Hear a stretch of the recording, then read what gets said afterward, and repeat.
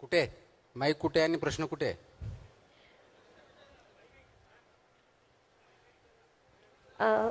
नाव सांगा आणि पटकन तुमचे प्रश्न घ्या. ते समोर समोर दिसते ते.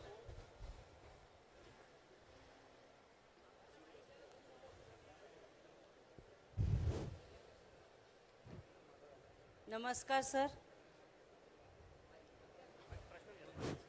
नमस्कार सर. सर. एक मिनिट त्यांचा उद्या आहे. आजच्या शालेय वातावरणामध्ये, शालेय जीवनामध्ये 2.5 वर्षाच्या मुलापासून प्री प्रायमरी स्टेजला जो मोबाईल दिला गेलाय प्रायमरी लेवलला, तो योग्य आहे का? आणि गुणवत्तेवर जे बोलल्या जातं, शिक्षकांना जो दोष दिला जातो समाजात, तो सुद्धा योग्य आहे का? गव्हर्नमेंटची पॉलिसी योग्य आहे का? अशैक्षणिक कामं शिक्षकांना दिली जातात आणि शिक्षकांच्या नावानेच ओरड केली जाते. इथे योग्य आहे का? इथे विचार करण्याची दिशा कोणाला द्यायची, का म्हणून द्यायची? गव्हर्नमेंटचं धोरण हे व्यवस्थित असावं. प्रश्न समजला. Thank you sir. मला प्रश्न ऐकल्यानंतर असं वाटलं की विद्यार्थी कमी आणि शिक्षक जास्त आहेत इथे. हरकत नाही, गुरुजन जास्त असणं गरजेचं आहे आता सध्याच्या काळात. पहिला प्रश्न आपला असा आहे की जे लहान वयापासून मोबाईल दिले जातात ते योग्य आहेत का? जगामध्ये याच्यावरती खूप मोठ्या प्रमाणात रिसर्च झालेला आहे. पर्टिक्युलरली नॉर्वेजियन ज्या कंट्रीज आहेत, स्वीडनसारख्या, याच्यामध्ये रिसर्च अंती हे प्रूव्ह झालेलं आहे की डिजिटल एज्युकेशन जे आहे आणि आपलं ट्रेडिशनली आपण ज्यांना लिहिणं, वाचणं, रायटिंग स्किल्स या ज्या आहेत, या डिजिटल एज्युकेशनपेक्षा बेटर आहेत. कारण लिहिण्याची कला किंवा रायटिंग स्किल्स, रीडिंग स्किल्स ह्या डिजिटलमुळं कमी झालेल्या आहेत. हा त्याचा संशोधनांती निष्कर्ष निघलेला आहे. म्हणून गरज कशाची आहे तर शिकवण्याची, रायटिंग स्किल डेव्हलप करण्याची, लर्निंग, रीडिंग आणि लर्निंग आउटकम आणण्याची त्यासाठी गरज आहे. त्याच्यामुळं माझं वैयक्तिक मत असं आहे की एका पर्टिक्युलर एजच्या खाली डिजिटल एज्युकेशन हे देता कामा नये. डिजिटल हे माध्यम आहे, ते साध्य होऊ शकत नाही, साधन आहे. दुसरा प्रश्न आपण विचारला की शिक्षकांना शिक्षणा व्यतिरिक्त जे कामं दिले जातात त्याच्याबद्दलचा. आता मी शासनाचा भाग आहे, परंतु शिक्षण विभागामध्ये नाही आहे.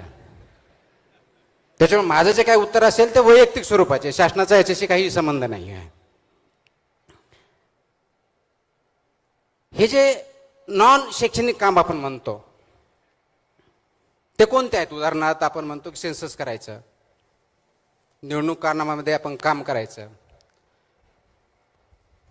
हे कामं 10 वर्षापासून आलेत, 15 वर्षापासून आलेत, 20 वर्षापासून आलेत का पहिल्यापासून होते? मग नवीन कामं कसे झाले? हे नवीन कामं कसे झाले? नवीन कामं नाहीत, हे पहिल्यापासूनच होते. येस, आय अंडरस्टँड की याचा परिणाम होतो. त्याच्यापेक्षा योग्य प्रश्न काय आहे? कारण मी जिल्हा परिषदेला सीईओ म्हणून 2 ठिकाणी काम केलेलं आहे, महानगरपालिका 3 ठिकाणी म्हणून काम केलेलं आहे, जिल्हाधिकारी म्हणून 2 ठिकाणी काम केलेलं आहे. म्हणजे कमीत कमी 4 आणि 3 7 आणि 2 9 ठिकाणी शिक्षण व्यवस्था चालवण्याचा याच्यामध्ये भूमिकेमध्ये मी राहिलेलो आहे. मला आठवतं की मी ज्या शाळेत शिकलो, जिल्हा परिषद शाळेत होतो, त्या शाळेमध्ये तेव्हाच्या शिक्षकांचे अजूनही मला नाव आठवतात. माझ्या पुस्तकामध्ये त्याचा उल्लेख पण आहे की माझे जे प्रायमरी शिक्षक श्री लाड होते, श्री मस्के होते, या गुरुजींनी मला त्या काळात शिकवलं ज्यावेळेस पुस्तकं सुद्धा अवेलेबल नव्हते. ते गावात राहायचे आणि ते फक्त विद्यार्थ्यांचे शिक्षक नव्हते, ते गावांचे जवळजवळ शिक्षक आणि गायडन्स होते. आपल्याला नॉन शैक्षणिक कामं जास्त वाटतात. आपला ज्या ठिकाणी कार्याचं स्थळ आहे त्या ठिकाणी जाण्या आणि येण्यामध्ये किती वेळ जातो? डिस्ट्रिक्टच्या हेडक्वार्टर किंवा रिजनलच्या हेडक्वार्टरमध्ये जाण्या येण्यामध्ये तो वेळ आपण अध्ययन आणि अध्यापनामध्ये घालतो का? विद्यार्थ्यांचा स्क्रीन टाईम बद्दल बोलतो, स्वतःच्या स्क्रीन टाईम बद्दल काय?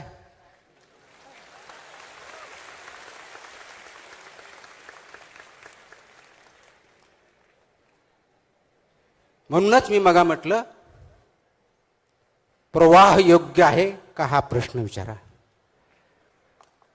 दुसरा चुकतोय म्हणून मी एक चूक केली, दोन्ही चूक म्हणून एक बरोबर असं कधीच होत नसतं. शिक्षक म्हणून तुम्ही समाजाला दिशा दाखवण्याची, समाज घडवण्याचं दायित्व तुमच्यावरती आहे. समाज म्हणून समाजाचा आहे. परंतु फक्त शिक्षकांना दोष देतात, जेवढं चुकीचं आहे तेवढंच ते बरोबर पण आहे.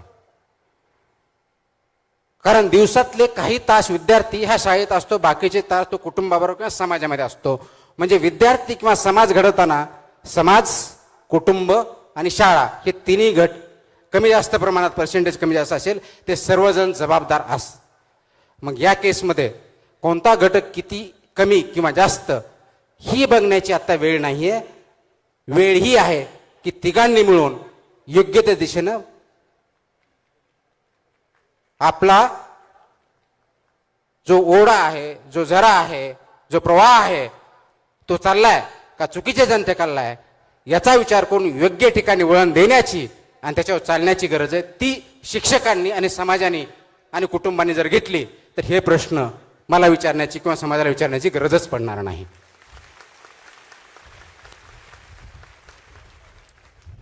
सर नमस्कार. नमस्कार. सर ॲक्च्युली आपलं जे आतापर्यंत पूर्ण भाषण म्हणजे जे काही आपण ज्ञान दिलेलं आहे त्यामधून तर हेच लक्षात आलेलं आहे की जगामध्ये तोच व्यक्ती नाव सोडून जातो जो समाजाकरिता काहीतरी करून जातो. जसं शिवाजी महाराज झाले, आपले राष्ट्रसंत तुकडोजी महाराज झाले, गांधीजी झाले. सर पण समाजाकरिता आज समाजामध्ये काय आहे की प्रत्येक जण आपल्याकडे काय मिळणार हे बघत असतोय, परंतु तो हे ना बघत की समाजाकरिता आपण काय कॉन्ट्रीब्यूट करतोय किंवा समाजाला आपण काय देऊ शकतोय. जसं मॅडमनी आताच काही वेळांपूर्वी आपल्याला प्रश्न विचारा. सर माझा प्रश्न हा आहे की आपण जी समाजामध्ये जागृती आणतोय की आपल्याला फक्त आपला विचार न करता समाजाकरिता विचार करायला पाहिजे, काय हे खरंच शक्य होईल का? मला वाटतं एक तर माझं भाषण पूर्णपणे फेल गेलं किंवा त्याचा खरोखरच परिणाम झाला. दोन्हीपैकी एक काहीतरी झालं, अर्धवट काही नाही झालं. हे चांगली गोष्ट आहे. समाजामध्ये बदल घडण्यासाठी सुरुवात स्वतःपासून करावी लागेल. मला दुसऱ्याला उपदेश करण्याचा त्याच वेळेस हक्क राहतो ज्या वेळेस त्या उपदेशावर मी स्वतः अगोदर चालत आहे. जर मी त्या प्रिन्सिपलवरती, त्या तत्वावरती चालत नसेल तर तुम्ही असं करा म्हणण्याची माझ्यात ताकद नसते, मॉरल नसतं. तो फक्त खोकला असतो. समाजामध्ये खोकलणारे भरपूर असतात, कुटुंबातही असतात. आत्ताच उदाहरण द्यायचं झालं, काल परवा मी एक आदेश निर्गमित केले की शाळा आणि शाळेच्या 50 मीटरच्या अंतरावरती आपले जे HFSS ज्याला प्रॉडक्ट म्हणतो, high fat salty sugar products विकायचे नाहीत, विद्यार्थ्यांना खाऊ द्यायचे नाहीत. त्याच्यावरती चर्चा बऱ्यापैकी सुरू झाली. त्याच्यामधला असा एक प्रश्न आला, शाळेतल्या कॅन्टीन पुरतं ठीक आहे हो, पण 50 मीटरची काय गरज होती? बरोबर आहे. आणि याच्यावरती काही टीका झाल्या, काही जणांनी अप्रिशिएट केलं. या दोन्ही बाजू माझी ऐकण्याची तयारी पाहिजे. कारण मला जर समजून घ्यायचंय तर मी ऐकून घेण्याची तयारी पाहिजे. हाच प्रश्न कधी काळी 10-20 वर्षापूर्वी ज्यावेळेस सिगारेटला, तंबाखूला शाळेपासून 500 मीटर पर्यंत विक्रीची बंदी, त्यावेळेस पण हाच चर्चेला गेला होता.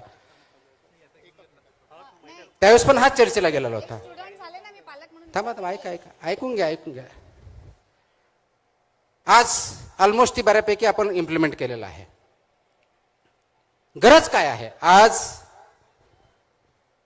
भारत स्वतंत्र झाला त्यावेळेस देशामध्ये ज्याला डिजीज बर्डन म्हणतो, रोगांचा प्रादुर्भाव जो होता तो कम्युनिकेबल डिजीजेसचा होता 70% आसपास.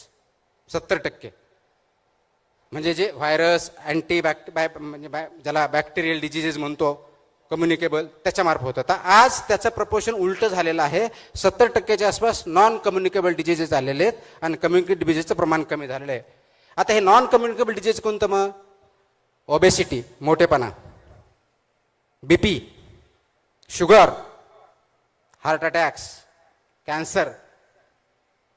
बऱ्याच वेळेस असं ऐकतो की माझ्या मुलानं, माझ्या नवऱ्यानं कधी तंबाखू खाल्ली नाही, सिगरेट पिली नाही, त्याला कोणतं व्यसन नाही, इव्हन चहा सुद्धा पित नाही, तरी त्याला हार्ट अटॅक आला,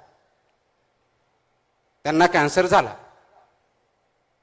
आणि याच्यावर उत्तर हेच असतं की याचं काही कारण सांगता येत नाही. त्याचं कारण आपण जे खातो आणि राहतो त्याच्यामध्ये.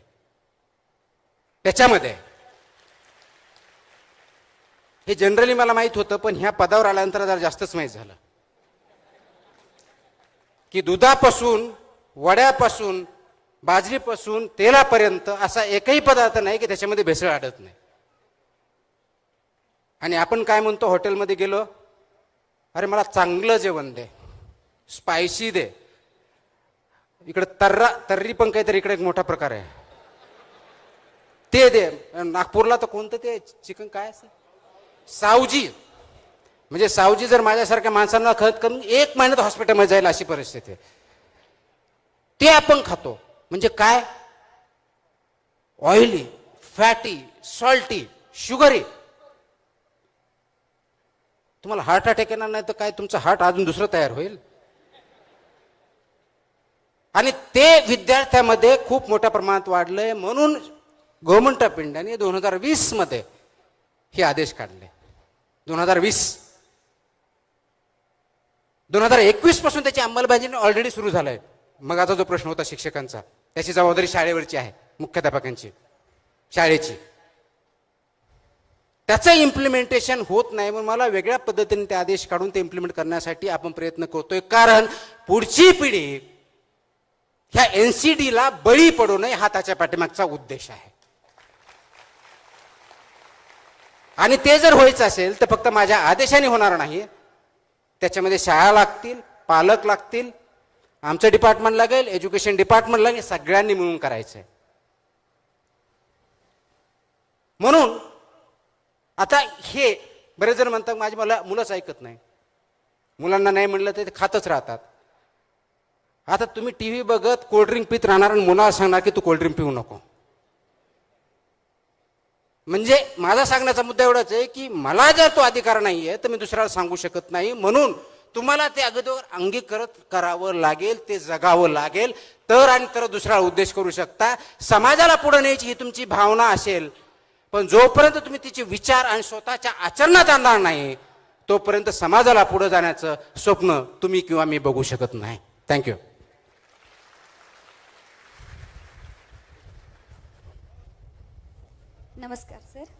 नमस्कार सर, मी तेजस्विनी.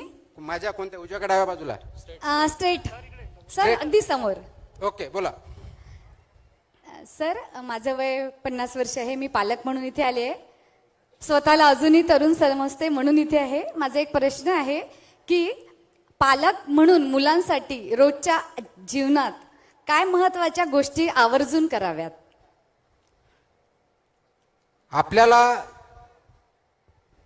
सर्वात चांगल्या गोष्टी ज्या द्याव्या वाटतात किंवा सांगाव्या वाटतात त्या स्वतःच्या कृतीतून त्या अगोदर करायच्या असतात.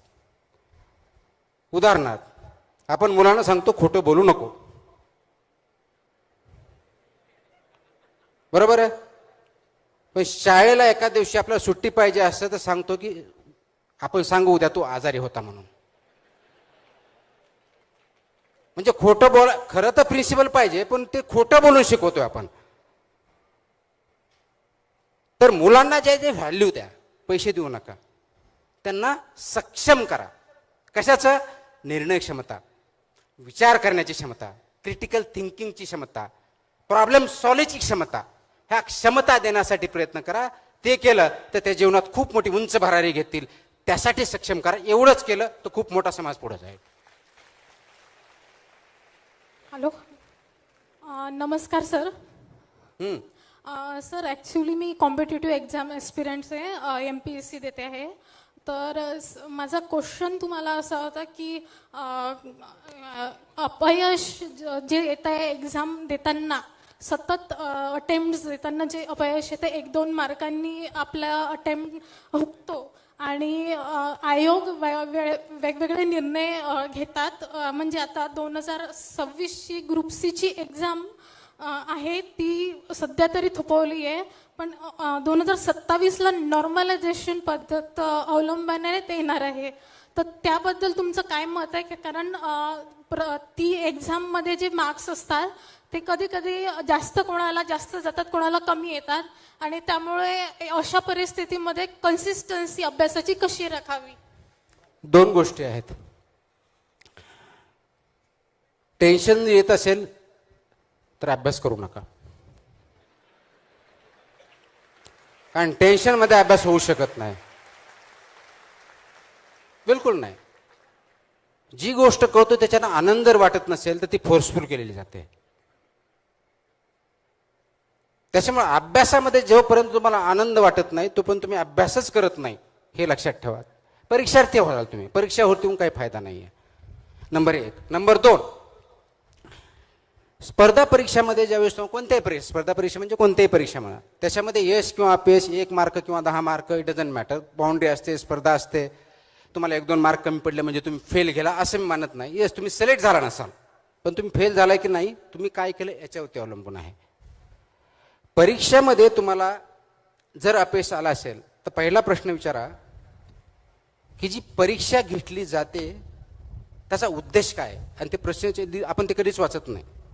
उद्देश त्या परीक्षेचा काय? जसं सिव्हिल सर्व्हिसेसचा ज्यावेळेस एक्झाम जातो, तुम्ही जर UPSCच्या वेबसाईटवर गेले आणि सिव्हिल सर्व्हिस एक्झाममध्ये जर बघितलं, त्याच्यामध्ये पर्पज लिहिलं आहे की तुमचा पर्पज काय, ऑब्जेक्टिव्ह काय आहे परीक्षा घेण्याचा. आणि त्याच्यामध्ये असं लिहिलेलं असतं, MPSCच्या कोणत्याही परीक्षेमध्ये ते लिहिलेलं असतं की याच्यामध्ये सुटेबल कॅन्डिडेट निवडण्यासाठी ही परीक्षा घेतली जाते. प्लीज अंडरस्टँड करा, सुटेबल. सर्वात हुशार असं त्यांनी म्हटलेलं नाही आहे, सर्वात ज्ञानी असं म्हटलेलं नाही आहे, सुटेबल हा शब्द वापरलेला आहे.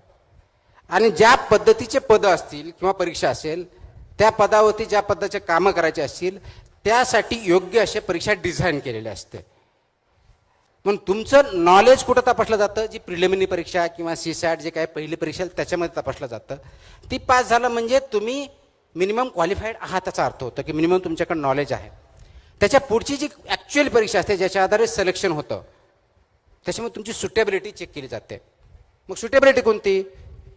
आता मला त्यावेळेस प्रश्न पडायचा ज्यावेळेस मी परीक्षा घ्यायचो, हे लँग्वेजमध्ये एसे लिहून काय मला IAS होऊन एसे लिहायचं आहे का मला, असा प्रश्न पडायचा. पण त्याचे उत्तर ज्यावेळेस मी IAS मध्ये झालो त्यावेळेस भेटायला लागले. किंवा प्रेसी रायटिंग असतं की सारांश लेखन लिहा, मला काय करायचं काय, मला इथलं ऑथर व्हायचं का प्रेसी रायटिंग लिहायला कमी जास्त, म्हणजे असा प्रश्न त्यावेळेस पडायचा. पण त्याचे उत्तर आत्ता भेटतात, कारण ज्यावेळेस आम्ही पॉलिसी ड्राफ्ट करतो, GR काढतो, त्यावेळेस कमी शब्दात लोकांपर्यंत कम्युनिकेट करण्यासाठी तुम्हाला 100 पानाचं तुम्हाला 2 पानात करता येतं का, हे त्यासाठी उपयोग पडतं. मग परीक्षा त्या पद्धतीने डिझाईन केलेली असते. तर ही डिझाईन ज्यावेळेस केली ती सुटेबिलिटी चेक केली जाते, आणि म्हणून ती परीक्षा ज्या पदासाठी आहे तशा प्रकारचे क्वेश्चन डिझाईन केले जातात. फक्त तुमचं नॉलेज चेक केलं जात नाही, माहिती चेक केली जात नाही, कारण ते 20, 30, 40% माहितीचे प्रश्न असतात, बाकीचे अनालिटिकल प्रश्न असतात. आणि त्याचं उत्तर तुम्ही करेक्ट किंवा इनकरेक्ट नसतं, योग्य किंवा अयोग्य असतं. बेस्ट, बेटर, गुड, ॲव्हरेज अशा प्रकारचे उत्तर असतात. तर परीक्षेची नेचर तुम्ही अगोदर समजून घ्या आणि त्यानंतर अभ्यास करा. पहिलं टेन्शन घेऊ नका. आनंद जर वाटत नसेल तर म्हणजे you are not suitable for that exam किंवा त्या स्टडी करायला सुटेबल नाही, ते पहिलं लक्षात घ्या. दुसरी गोष्ट, त्या पदासाठी आपण न्याय देणार आहोत का? ते पद आपल्याला न्याय देणार आहे का हे नका विचारू, त्या पदाला आपण न्याय देणार आहोत का हे विचारा. आणि ते जर योग्य वाटत असेल, ती भूमिका जर तुम्ही समजून घेत असाल आणि योग्य वाटलं तर त्यासाठी तयारी करा. आणि हे करत असताना अगोदर सिलेबस वाचू नका. मी रिपीट करतो, बऱ्याच जण असं बोललं की काहीतरी विचित्र बोलतो असं वाटतं. मी विचित्र नाही बोलत, मी खरं सांगतोय. सिलेबस वाचू नका, अगोदर परीक्षाचं नेचर समजून घ्या, त्यानंतर प्रश्नपत्रिकाचा अभ्यास करा. त्यानंतर प्रश्नपत्रिकेचा अभ्यास करा, प्रश्नपत्रिकेचा अभ्यास केल्यानंतर सिलेबसचा अभ्यास करा. आणि मग प्रश्नपत्रिका जशी असते, त्याचं स्वरूप असतं त्या अनुषंगानं अभ्यासाला सुरुवात करा. तुम्ही किती पुस्तक वाचले, किती वेळ अभ्यास केला, हे तुम्हाला परीक्षेत कुणीही विचारणार नाही किंवा मार्क देणार, त्याच्यावर बघणार नाही. तुम्ही जरी लिहिलं मी 15 तास केलं तरी तो काय मार्क देणार नाही. तो फक्त उत्तर काय लिहिलं आहे, कसं लिहिलं आहे, योग्य की अयोग्य आहे, याच्यावरती मार्क देणार आहे. तर तुम्हाला बेस्ट आन्सर लिहिता आलं पाहिजे. ही जर करण्याची आपली तयारी असेल तर आपण ती स्पर्धा परीक्षा द्यावी, अन्यथा दुसरा मार्ग आपला जो घडतो तो चूज करावा. त्याच्यामुळं फ्रस्ट्रेट होण्याचं कारण नाही. सुटेबिलिटी आहे की नाही चेक करा. आणि हे करत असताना आपण जे करतोय ते आनंदाने करायला गेलं तर त्याच्यामध्ये आपण जे 10 तासात करू शकत नाही टेन्शन मध्ये, ते 1 तासात होऊ शकतं. म्हणून अंडरस्टँडिंगने करा. रोट लर्निंग 10 तास, आईवडिलांचं प्रेशर हे असेल, सगळ्याकडे असेल. मुक्त मनाने करा. जर ते मुक्त मनाने करता आलं नाही तर देर विल बी प्रॉब्लेम्स. आणि म्हणून परत तोच प्रश्न येतो, तुम्ही ज्या प्रवाहानं चाललात, ज्या दिशेनं चालला, जसा अभ्यास करतायत, तो योग्य की अयोग्य हा पहिला प्रश्न विचारून पुढचे पावलं उचला. Last question from this side. नमस्कार साहेब, मी ग्रामीण पाणी पुरवठा जिल्हा परिषद यवतमाळमध्ये कनिष्ठ भूवैज्ञानिक म्हणून कार्यरत आहे. सर, माझा प्रश्न असा आहे की यंत्रणेमध्ये काम करत असताना लोकांभिमुख काम कसं करता येईल? कारण नवनियुक्त असताना अनुभव राहत नाही, अधिक मतलब हे घेण्याची क्षमता नाही राहत, निर्णय घेण्याची क्षमता नाही राहत. तर तो प्रश्न आहे सर. ज्या पदावरती आपण आहोत त्याचा उद्देश काय आहे हा प्रश्न विचारला का? हा पहिला प्रश्न. ते काम तुम्ही कराल, फाईल आल्या, तुम्हाला वरिष्ठांनी काम सांगलं, GRने सांगितलं एवढ्या फाईल करा वगैरे वगैरे केलं, ते काम झालं. त्या पदाचा उद्देश काय? समजा वरिष्ठ भूवैज्ञानिक आहात आपण, तर मिनरल प्रोटेक्ट केलेत का? पाण्याची पातळी वरती आली आहे का? पाण्याची क्वालिटी व्यवस्थित आहे का? वॉटर कन्झर्वेशन होत आहे का? हा रोल आहे. तो रोल आपण आयडेंटिफाय करून त्या दृष्टीने जर काम करायला सुरुवात केली तर अडचणी येतील.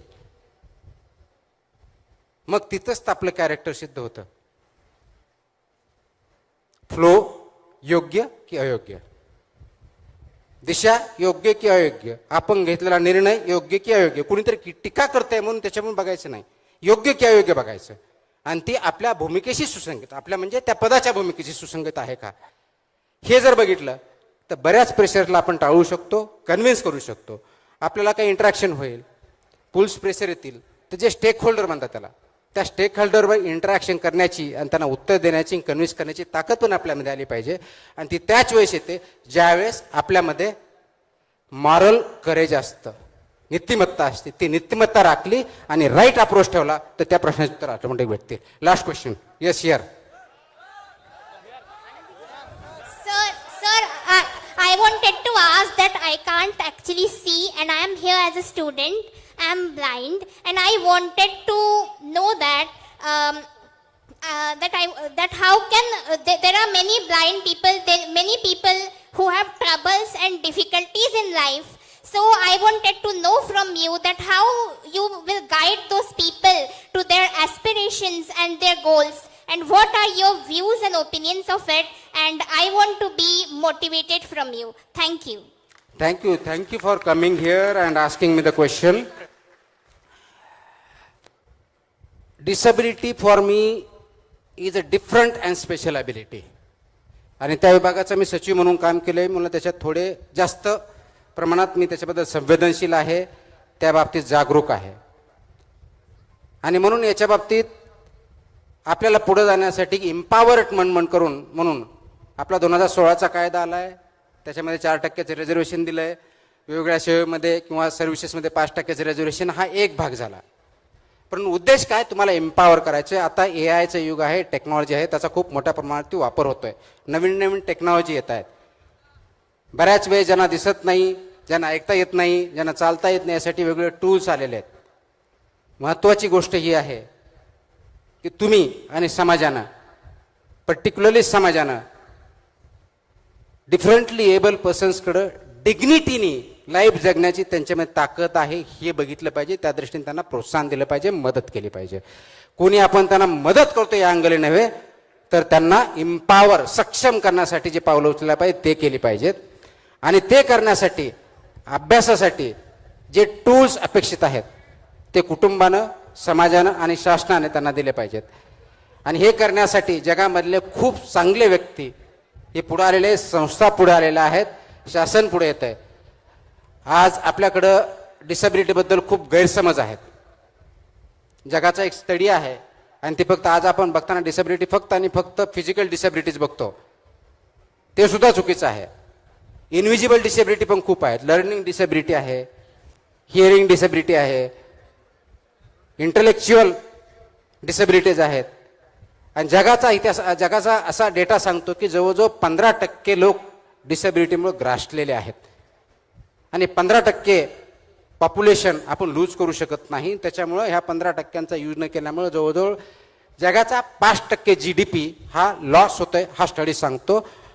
इंडियामध्ये जवळजवळ तेच प्रमाण आहे. आणि म्हणून समाजाचा एक अविभाज्य घटक म्हणून डिसेबिलिटी सेक्टरकडे बघितलं पाहिजे आणि आवश्यक ते एम्पॉवरमेंटचे टूल्स त्यांना उपलब्ध करून दिले पाहिजे. त्यासाठी त्यांचे हात बळकट करणं, मन बळकट करणं आणि सपोर्ट करणं सर्व कम्युनिटीने म्हणून केलं पाहिजे. हे केलं तर तुमचे यश डेफिनेटली भेटेल, त्या दृष्टिकोनातून मला वाटतं.